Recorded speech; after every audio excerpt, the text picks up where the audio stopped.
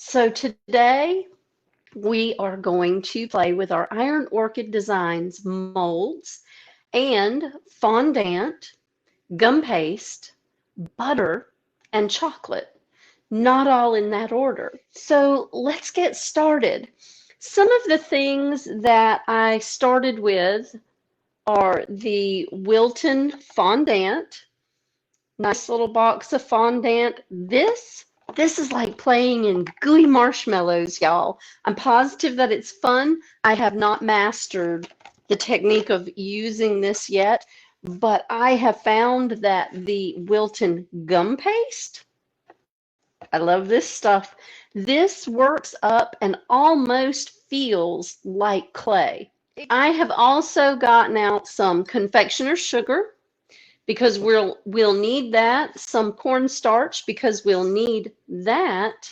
So let's get started with our gum paste. Oh, I have chocolate too.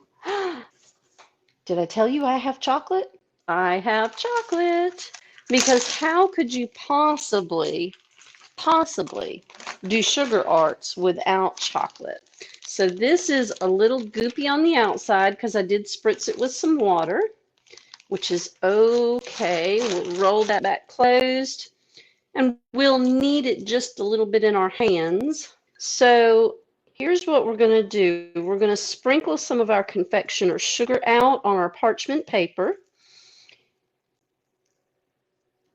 and we're going to roll this gum paste. We're going to roll this gum paste in this powdered sugar. This, to me, working with the gum paste is really like working with clay, except it's tasty, it's sugary, and that makes it even more fun. So this is very pliable now, and it's not real sticky. I got a little piece stuck to my hand. A little bit more of the powdered sugar.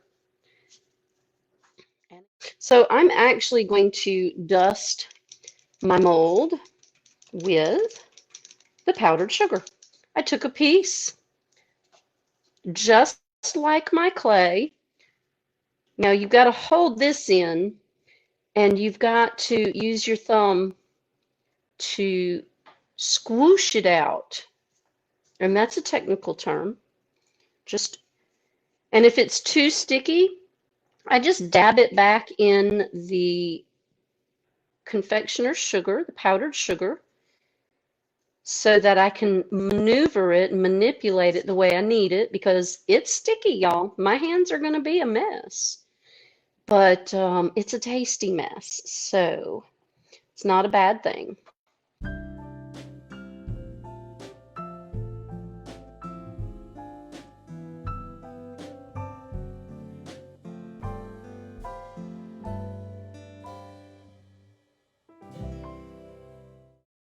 Now, you dust the tops of them. I'm really going to have powdered sugar all over my kitchen, but I promise I'll sweep and clean. Now, this is sticky stuff, so let's roll that out. Look how beautiful! And you can roll these out just like you do the clay. Flip it over, give it some push, give it a little bit of a nudge. They're sticky, so be careful. It really is like playing in marshmallows. Let's see. Oh, I love these snowflakes. What you think? Let's take this one step further. I am going to dust back my powdered sugar. I'm going to make a snow mountain right here. Now, on the stove, I have chocolate. I have melted some of the Ghirardelli dark chocolate flavored wafers. And I'm going to take just a little bit, And I'm going to put it into the molds that we just made, right? And then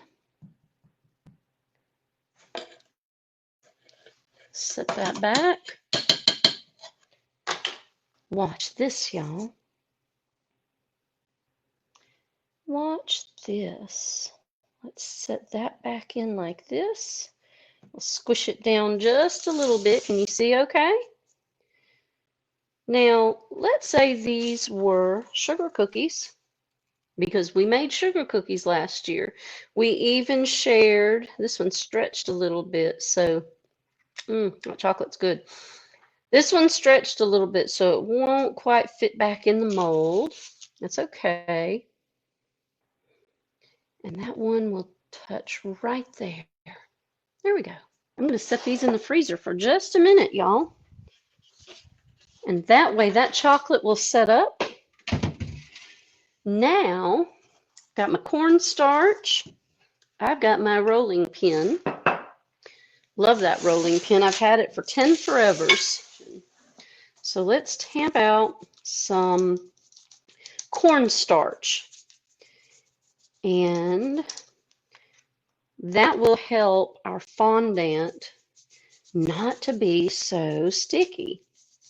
Now, let's get us a pat of squishy, fresh fondant. This stuff is a nice texture, and it really does feel like a Play-Doh-y, marshmallowy thing. Look at that. Isn't that fun? It stretches like taffy. Don't be afraid to play with it. What's the worst that could happen? Right? What's the worst that could happen here? Now, I did not get any food coloring to go in my gum paste or my fondant. I wanted to just go simple. Again, not expert level here. We're working on beginner stuff. And if you and I keep working together, then by the time we get to our holiday baking, we should be able to be very impressive. That's what we're going for anyway, right? So the fondant rolls out really nicely. Look at that. Now, I don't have one of those fancy Wilton rollers. I looked at them, y'all, and I knew I didn't need it because I had this rolling pin in my cupboard. I've had it for 10 forevers, and I make beautiful pie crust with it. And guess what? You can make beautiful pie crust with your molds too. So there we go. Now, here comes the cookie magic. I'm actually going to take a small cup and I'm going to cut a small circle to cover the cookie. Now this is much larger. It's okay. I do need a smaller cup, but this one will work. So let's cut that. Perfect round circle. And just like a cake, you take your fondant and you smooth it over the top of your cookie. Just like that. Now, Pecan Sandies are not the smoothest cookies in the world. But I'm going to tell you something.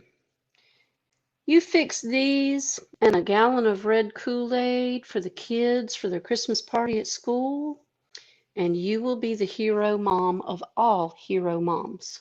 Look how pretty that is. And then just smooth around the edges. And I would almost say, I would cut that fondant off the bottom of that cookie so that you've got a nice clean bottom edge. I love this. Now, if I were to take my snowflake, now we have an absolutely beautiful pecan sandy. And you want to make it stick, you want to make it awesome? Watch this. Put some on the back of your snowflake and put it on your cookie. Oh, you can see it now, can't you? How about that? Now let's take some fondant, pinch it off, and we're going to make a Christmas tree.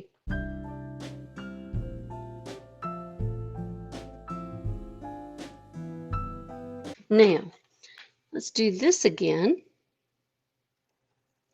except this time, let's not cover the top of the Pecan Sandy with the fondant.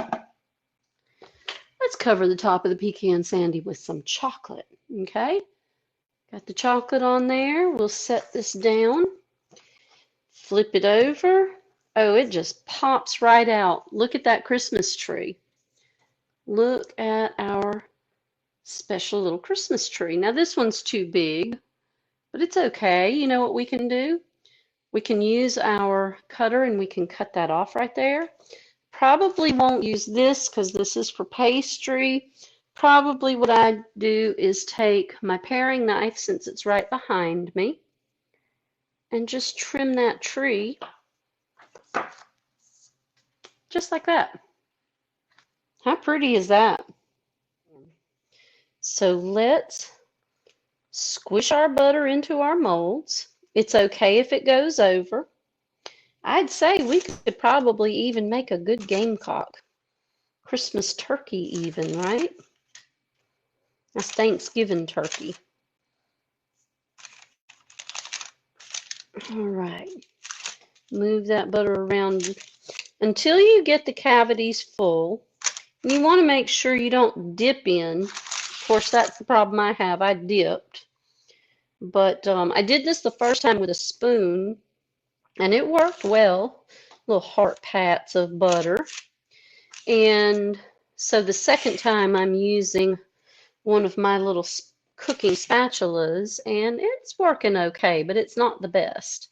Now I've got my leaf and my Thanksgiving turkey and a couple of hearts. I want to make sure to get those acorns, because nothing says beautiful fall like butter pats of acorns, y'all. Seriously. Butter pats of acorns and fall leaves. Another acorn right there. Dun, dun, dun. All right, let me get this big leaf. That takes a lot of butter. Take this out right here. Got my cookie sheet, so when I get ready to put this in the freezer, I can just pop it right back on that cookie sheet and put it in the freezer. Now, I will caution you, when you take it back out of the freezer, first thing I learned is don't try to pop them out of the mold right away, no matter how much you want to. Don't do it. They'll break. Ask me how I know. All right. Now, we'll pop these in the freezer and we'll take our gum paste pieces out. All right, let's see what we've got here. I'm going to pop this over. Gently roll these out. I can feel the chocolate crunching under my fingers, so what I might want to do is just let these warm up for a minute. Look at that! Look! Beautiful dark chocolate and fondant snowflake candies. But live from my kitchen for Two Girls Treasure, I'm Diane. Thank you so much for being here.